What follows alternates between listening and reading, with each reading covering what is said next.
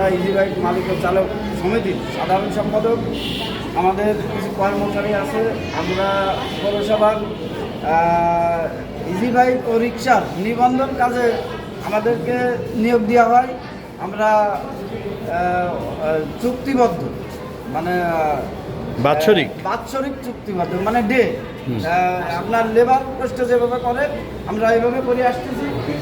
300 টাকা আপনার বেতন হাজিরা হিসেবে। কতজন আছে? আমরা 15 জন এখানে কাজ করি। আমাদের এটাকে দিয়ে আমরা ওটাকে কালেকশন করে ইজি বাইক আমরা ওটা ব্যাংকের মাধ্যমে দিয়ে দেয়। আমরা এ পর্যন্ত আমাদের কালেকশনে আছে টোটাল এই গত মাসে কত কালেকশন করে? 26 অক্টোবর। হ্যাঁ, আমি এখন গত মাসের বলতে পারি। হ্যাঁ, 25-26 অক্টোবরে আমরা 2086টা গাড়ি আমরা নিবন্ধন করাইছি। এটা হলো অটো, যার মূল্য হলো 52,15,000 টাকা। আর রিক্সা এটা আমাদের চুক্তিবদ্ধ ছিল। এটি আমরা অফিসিয়ালভাবে আমাদের মাধ্যমে করা ছিল যে রিক্সা করেছি 1126টা রিক্সা করেছি। এখানে 500 টাকা করে নিবন্ধন করা হয়েছে, এটা ব্যাংকে জমা হয়েছে। এখানে হলো 5,63,000 টাকা, টোটাল 57,68,000 টাকা আমাদের মাধ্যমে, 78,000 টাকা আমাদের মাধ্যমে এখানে পৌরসভার যে নিবন্ধন লাইসেন্স আমরা জমা দিচ্ছি। এখন আপনাদের বাকি কত টাকা?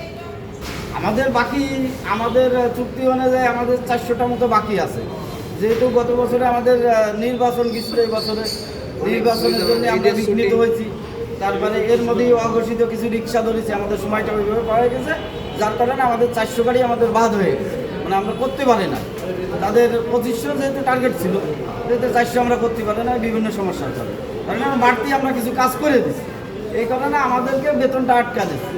এখন আমরা এখানে উপরে গেলি, স্যারের কাছে গেলি, স্যার বলে যে তোমরা তোমাদের প্রতিনিধির সাথে কথা বলো।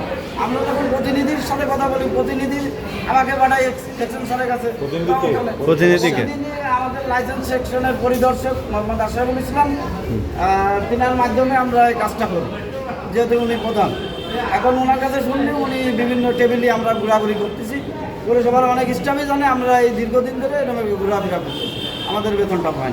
তা আমি আশা করি আপনাদের মাধ্যমে হোক, সবার মাধ্যমে হোক, এই কর্মজীবী মানুষের ডে বাই ডে খাই, এদের নিয়ে আসে নুন আনতে পান্তা পুরাই, তাদের টাকাটা এভাবে আটকায় রাখছে, তাদের টাকাটা দেওয়ার জন্য আমি অনুরোধ জানাচ্ছি।